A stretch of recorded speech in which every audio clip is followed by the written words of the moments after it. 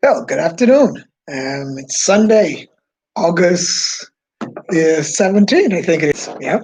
And today we're going to talk about trades, sugar daddies, friends with benefits, then situations pops up next, and friends with benefits. And we were, yeah, what, a little over 30,000 plus people out of work. Man, I'm telling you, for us older guys who might seemingly or people think we have disposable income because we're a bit more secure. We're getting a phone call. All right. So, firstly, who's a trade?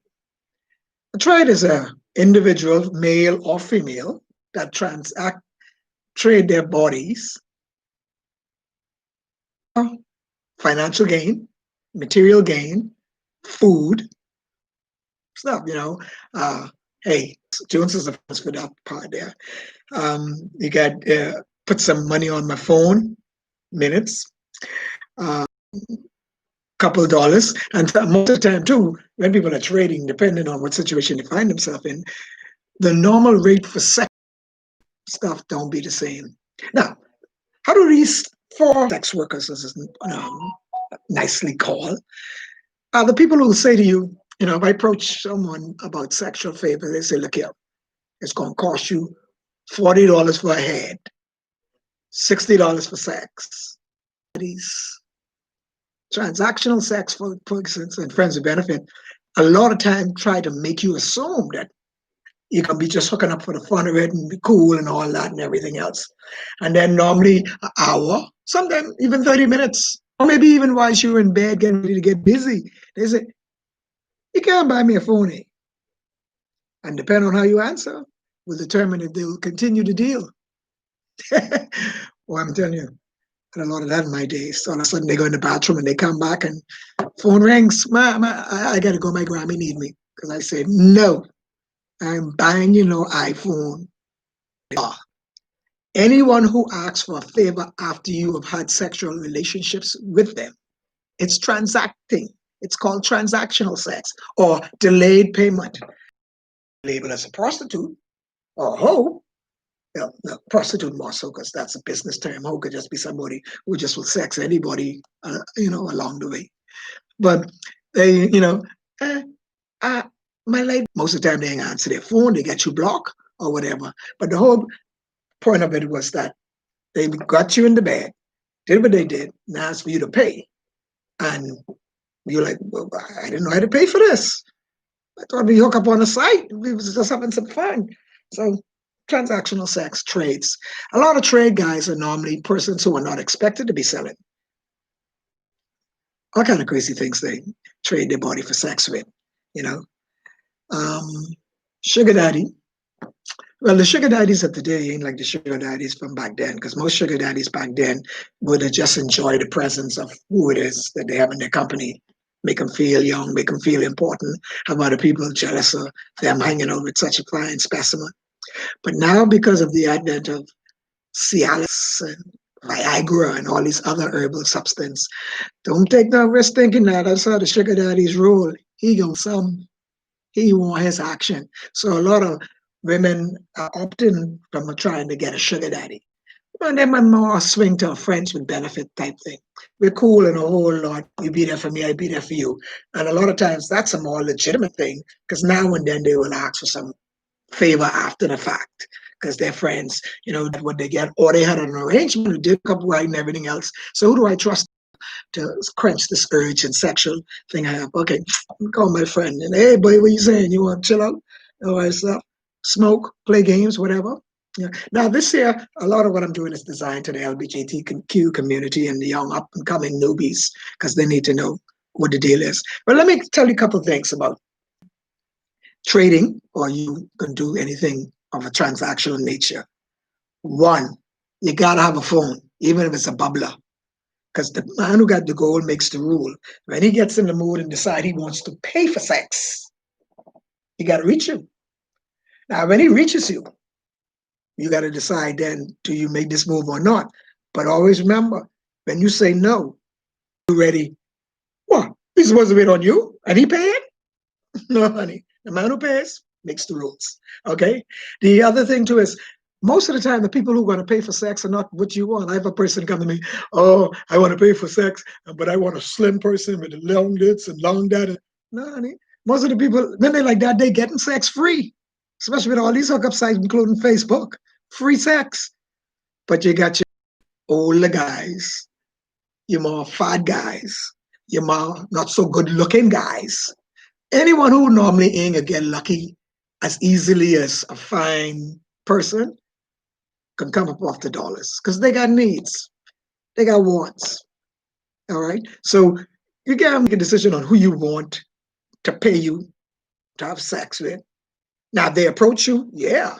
But when you put it out there that hey, you ready to deal, you got to make up your mind. Maybe you gonna need purpose, rush, smoke, get high, drink, and do what you gotta do to make that cheddar. But you gotta understand the it ain't when you ready. Too often I have a person, hey man, Vic, yeah man, you got you all the guys got connection, you gotta hook me up with somebody, I need some money. No. They will call you when they're ready, because they can afford it. It ain't because you got a bill to pay or your baby mama drama carrying on buying a whole lot and you ready to sell your buttocks or your dick for money. No, no, it's when they ready. So always remember that first rule of the game, it ain't about you. Now, if you're anything like me, I mean, it took me a while to learn a whole lot. When I paying you for a service, don't tell me that, oh, first you got to suck my nipples, then you got to do this, then you got to do that. No, I paying you. It's about me, it ain't about you. And then another thing too, you want to do business and you can't get there.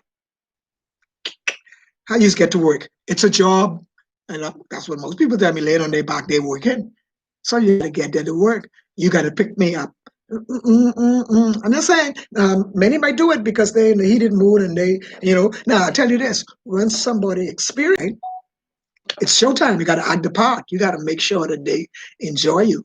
Because most persons are not going to pay you the top dollar that you want on the first go round, because they don't know. They can stick and go back to their old usual trade or persons of sexual fantasies and pleasure because they know them, right? So just letting you know, well, more so, the guy got to take you in the car and in the bushes.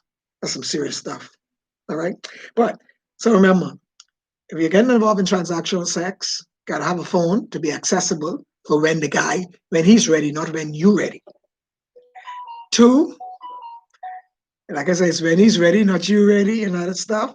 So when he make that call, you're supposed to know, well, okay, that's my opportunity. Tell your friends, listen, I got to go somewhere for a couple of minutes. I'll be right back. Be smart, all right? Use your money wisely.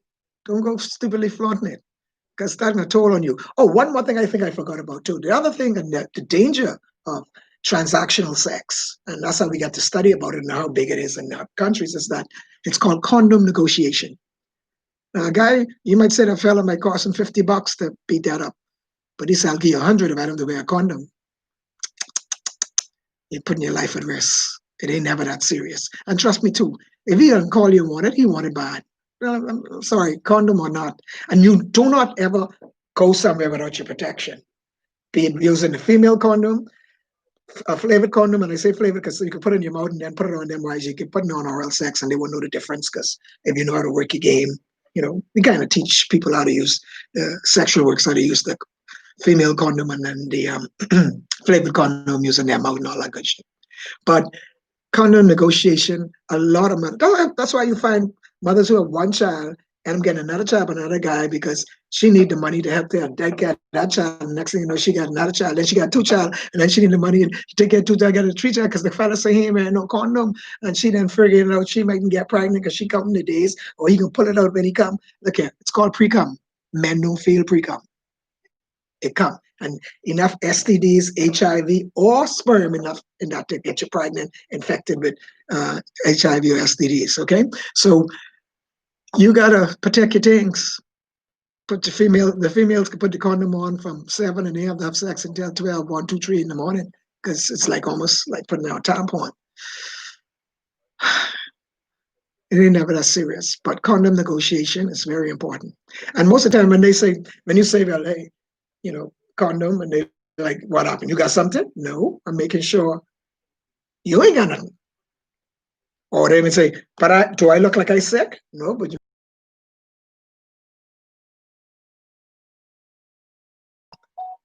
no more of this grease, lotion, baby oil, mayonnaise, butter, joy liquid, grease oil, car oil and stuff, because all you want to do is get it in. Because whoever that is receiving, they got serious itching and burning going on down there. Because if the guy is wearing a condom, he can feel that stuff. All right. So that's it for right now. Now, if you're planning on venturing down the road of being a trade, a friend with benefits, looking for a sugar daddy or transactional sex for different things because you want to pretend like you're working and all that stuff. A lot of people assuming guys are there selling drugs. Fool ya! They're selling some other stuff. Mm-hmm. Yep. All right. And so, word to the wise is sufficient. If you can do it right. If you can play the game, you're smart. You can't be choosy. You don't. Oh, one more thing. You don't go on sites where people hooking up free of charge and try charging money on so they could see the skills. Because when they don't know the skills and whole, they write you up again. Then you could say, well, things a little rough with me. I could do it. Then they can remember how fun you was, you creative you was, skillful you was. But nobody paying for something they never tasted before. Well, not exactly. Not, and especially you thinking you can make 100, 150, 2, 3, $400 on that. But listen, people out there negotiating now, 20,000 people out of work. Not saying everybody gonna sell, but if you can go into that business or that venue and that whole lot of stuff, you want to know how to do it.